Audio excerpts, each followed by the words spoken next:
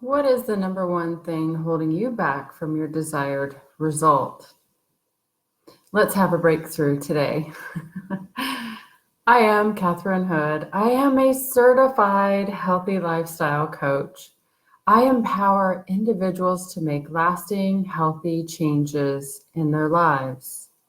So what do you think is the number one thing holding most everyone back from their desired results? Holding them back in any area could be their personal life, it could be their relationships, can be finances, can be your business, maybe your career, or your health goals.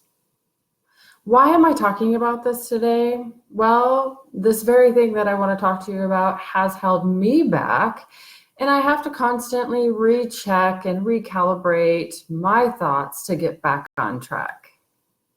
So what is the number one thing holding you back? Well, put it in the chat because it might be something different.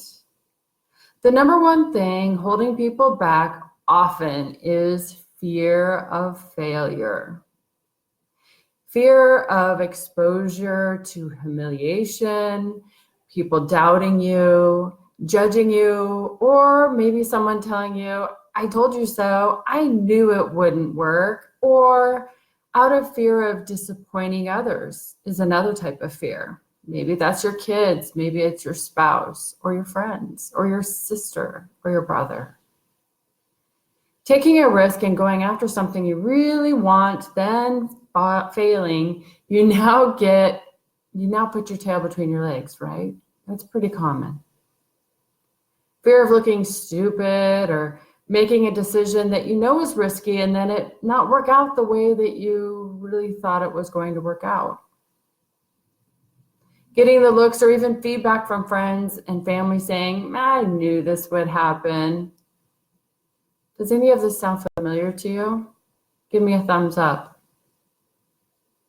So we develop a habit of stopping ourselves from taking action in an effort to protect against more failure, more disappointment, more disapproval, and non-support. This often happens subconsciously. What is it? It's a protection strategy. Protection strategies stop us from actually taking action. In an effort to avoid failure, we produce more of exactly what we don't want. This creates a momentum of going backwards or stagnation. So many of us are not living our dreams because we are living in fear. So how do you break through this protection strategy? This is quite the situation, right? Damned if you do, damned if you don't. So how do you break through this strategy of holding back, this fear of failure? How do you break this pattern? Well, the first thing is stop the habit of stopping yourself from following through. Because non-action starts feeding into that fear of failure. So stop thinking about what it is that you want and what's stopping you. What's one thing you can start doing that would make, even if it's just a small impact towards what you want or you desire? Well, why haven't you started? There's action you've been resisting. What is it? There's an action that if you were to follow it and just follow through with it, that it would have some positive benefit. If you would just follow through, what would that be? But yet you're not following through, right?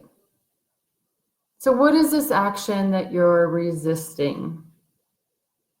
Think about it. Is it meal planning? Is it making the time to move more? Is it drinking more water? Is it more self-care? Is it reducing your stress?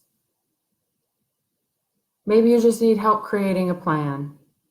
Maybe you need accountability, or maybe you need support. There's something that you could be doing for yourself that you know is really good for you, but yet you're not doing it and you're resisting. So that is the first piece, to get out of the habit of stopping yourself of not following through. After stopping yourself from following through, the second piece is to embrace new self-talk. So what do I mean by that? Well, when we have a cycle of failure or a problem of not being in action, we get into this stagnant place, right? Some may call this the comfort zone. We start telling ourselves a story about why things are the way they are. Because the one thing that us humans can't stand is confusion. So we get creative and make sense of any set of circumstances and create a story around it to validate it. We look for the proof of what we believe is correct to be true. Think about that friend that has all that bad luck, right? The one that's getting into the car accident, losing their job, getting evicted, their pet disappears. All these lousy things are always constantly happening. That friend will start to lose her self-esteem. So if the narrative or story that that friend has is, well, I suck, I will never be any good, I did XYZ and it didn't work out, so that means I'm broken or not worthy. Some other narratives can be, everything I do fails, this is a waste of time, I don't deserve it. It's time to transform your story or your narrative, because this thought pattern isn't helping you. This is actually poison, not only for your self-esteem, but for those around you, the people you spend the most time with. It will overflow into them as well. So what do you do instead? First, notice that you're having these thoughts. Instead of taking these failures or setbacks personally and allowing them to define you, create your identity by simply asking, what can I learn from all of this? So there's no such thing as failure. It's actually just feedback. So we're always in a constant feedback loop, not failure. Stop perceiving things as failure. For instance, I failed, so therefore I am a failure. I got off track. I'm no good. I'm a failure. No, you're not. This is just a chance to reflect. Stop and notice. Take the time to figure out how you could do things differently. Avoid it from happening again. Come at the situation with curiosity, and this can be a simple thing as binge eating last night, right? So if your perspective on this is negative, what does that do for you? What good comes from it when you view it in a negative way? Nothing. It doesn't help your self-esteem. It doesn't do any good, and it doesn't move you forward. Simply ask yourself, what can I learn from this situation? Maybe it's not having that ice cream available. Somewhere along the way, we've learned that failure has something bad, or was something bad, something to be avoided, something to be maybe even ashamed of. This is one of the biggest lies that we have fed ourselves. There's no learning without mistakes. Think about it. Failure is how we gain experience. So let's take a toddler learning how to walk, for instance. They fall down the first time, and if you said out loud, you are such a failure, naturally the toddler would stop. Does that make sense? So let's say to the toddler, it's okay, honey, get back up, try again, you can do it. So this is the same thing that you need to apply to yourself. Falling down doesn't mean you're a failure. It just means that you're learning. So you've learned in the past to avoid failure, and the good news is now you can embrace failure. Look forward to it. So the spandex founder, Sarah Blakely, she said in her household growing up, every single day at dinner time, her father would ask, "What have you failed at today?"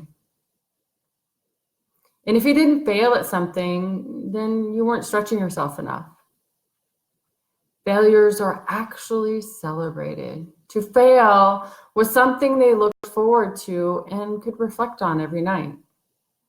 This is an opportunity to change our perspective on failure, view it differently. So tonight at the dinner table, ask your family members what they failed at today and spark a good conversation. Help each other look at failure as a good thing, not shame. Load up pride because it means they tried and they learned something today. We might not always be able to stop ourselves from loading up negative stories or narratives or thoughts. It can come from years, maybe decades of conditioning. Perhaps the people that raised us or the people around us every day are a broken record of negative narratives. Take note where it might be coming from. When you hear the thoughts, whose voice is it? Is it yours? Or perhaps it's someone from your past. Maybe it's someone you spend way too much time around. Now, the problem really isn't the thoughts that we have, it's actually believing them. It's the meaning we make about ourselves in relation to the thoughts. So the problem is not that you think those thoughts, because we all do. The problem is believing them. The most important thing to free yourself from the belief that you have current negative thoughts about the truth, well, you need to tell yourself on a daily basis how powerful that you know you are. Be careful of your thoughts, for your thoughts become your words. Be careful of your words, because your words become your actions. Be careful of your actions, for your actions become your habits. Be careful of your habits, because your habits become your character. Be careful of your character, because your character becomes your destiny. That sounds familiar? That's Dalai Lama. So right here, right now, I invite you to write a new script. What is something that you are proud of yourself for today? Feel into that, the lightness, the love, and the kindness. What is something that you are proud of? This is how we can begin to radiate love from the inside out. It will inspire you and it will lift you up. It feeds courage and not fear. This doesn't mean that you never fear again or fear failure anymore. It just means that you're no longer letting it stop you. With every step, with every action you do, there's something new to be learned. I love learning and growing. I am actually kind of a nerd in that respect. I'm signing up for classes and studying greater and greater knowledge, getting more certificates, so I can pass that knowledge on to my clients. Love yourself forward and don't fear any setbacks. Look forward to failures and learn from them. The trick is to move from failure to failure without losing enthusiasm. Look forward to learning when you fail. Embrace it. Reflect and rebound quickly. Don't wait till Monday or next week or next month or next year. So it's okay to fail. It's a necessary part of the process of learning and living your greatness. But we can also learn to rebound rather quickly. So no more poor me and wallowing in sadness. Get up, straighten up your crown, and get back in that saddle. So post down below one thing that resonates today from this discussion. If you need help getting unstuck, please don't hesitate to contact me. I can help. We can book a call, we can have a conversation and get a plan started. Thank you guys. Have a good day.